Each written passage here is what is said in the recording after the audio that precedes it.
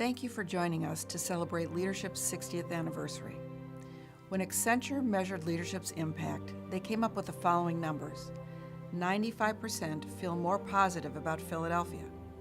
88% improved their connections.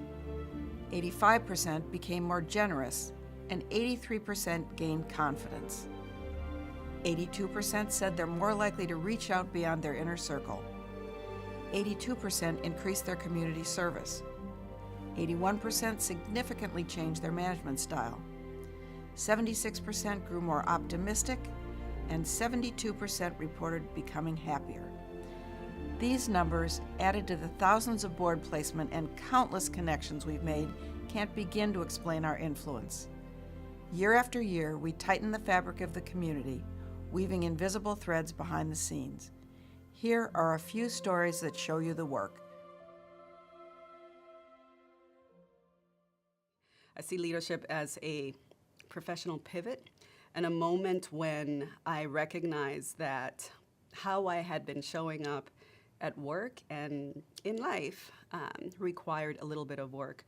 As a woman of color, a Black woman, an Afro-Latina, immigrant de la República de Panamá, from the Republic of Panama, I knew I was different in the workspaces that I occupied, and I had grown accustomed to being very guarded with my identity, walking into certain situations and not really showing up, but being transactional. That felt like the right thing to do, the safe thing to do, the comfortable thing to do.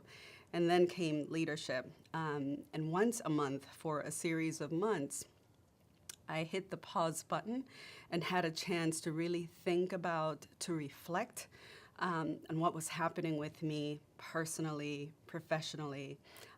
Unexpected, not quite what the leadership training that I thought I had signed up for, and yet it was exactly what I needed when I needed it. Leadership caused me to keep asking that question. So if you are the only different one in this meeting, in this space, in this boardroom, in this, whatever the space might be, ¿qué es tu propósito? Why do you think you're here? ¿Por qué estás aquí? Why you?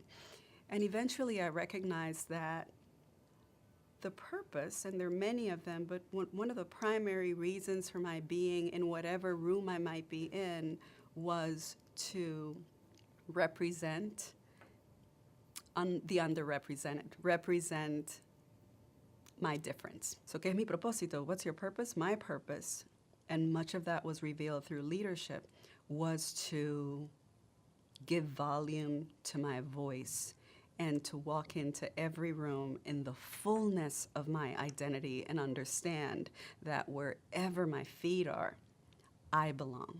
We belong. So January 1st, 2016, after the parade and the performance by a particular group focusing on Caitlyn Jenner, as well as some really offensive signs, some recorded videos of homophobic language and transphobic language, I was called by then Mayor-elect Jim Kenney, who wanted to make sure that we immediately began working to put together a plan to educate and prevent this from happening the following year.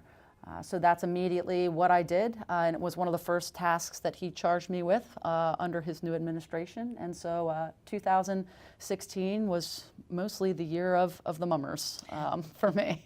Liz contacted me and said, I want to put you in touch with Nellie. Mm-hmm. And I was just one of a larger piece of the whole puzzle. There were a couple of other women who did sort of, for lack of a better word, sensitivity training mm-hmm. about cultural appropriation, et cetera. Mm-hmm. I attended some of those classes with the mummers as well. Yep. But we met in my office in South Philly, and Nellie pitched me. I trembled a little, and then I said yes. Well, at first, I think they didn't know exactly here to take me, but I speak their language. My husband, God bless him, he really wanted to be a mummer, but he has weak arms. Could never hold up that umbrella. It was terrible. So I have great respect for the mummers. I have great love. And so coming in it from a place of respect and from a place of love, I think they were able to hear me, And I talked to them about the fact, that punching up thing, that's a big deal, right? Because there's a difference between satire and bullying, right? Satire is punching up. If you punch down, that's bullying. You remember that Charles Atlas? Charles Atlas was a 97-pound weakling, and he was on the beach, and a big muscly guy like kicked sand in his face. Well, in that scenario, yes, the big muscly guy, he's the guy with all the power. He is bullying. Now, if Charles Atlas, the 97-pound weakling, had come back at him and said something like, "Oh, yous are so stupid, yous have to stand on a chair to raise your IQ," or "Yous are so stupid, yous failed your blood test," right? That would have been satire. See, that's the difference. So in our 2004 season, I was in the leadership class of 2004-2005.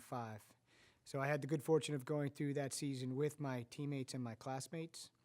And throughout our leadership courses, we learned about being in the moment and stopping to take a pause and look at what was around you. And then in the moment that we won the NFC Championship game against the Atlanta Falcons, had been up for 36 straight hours because we had 16 inches of snow that we needed to clear. And as I came out of the tunnel running onto the field to celebrate, I stopped. And for 5 seconds, I did a complete 360 to watch 68,000 people celebrate, confetti falling in the air, and just took in the moment. Before then, I sprinted back to get to, in front of the stage and celebrate. So in 2017, we go to the Super Bowl, and the lessons from 2004 are still stuck with me. And as I walked out onto the field in Minnesota, before anyone else was in the building, just us and the team, I walked out onto the field and I stopped and I took out my phone and I did a complete 360 with my phone to just kind of take in the moment of where we were, where I was standing, and what we were about to embark on. And it just allowed me to clear my head and give me a sense of presence of where I was and what we were on the cusp of potentially achieving.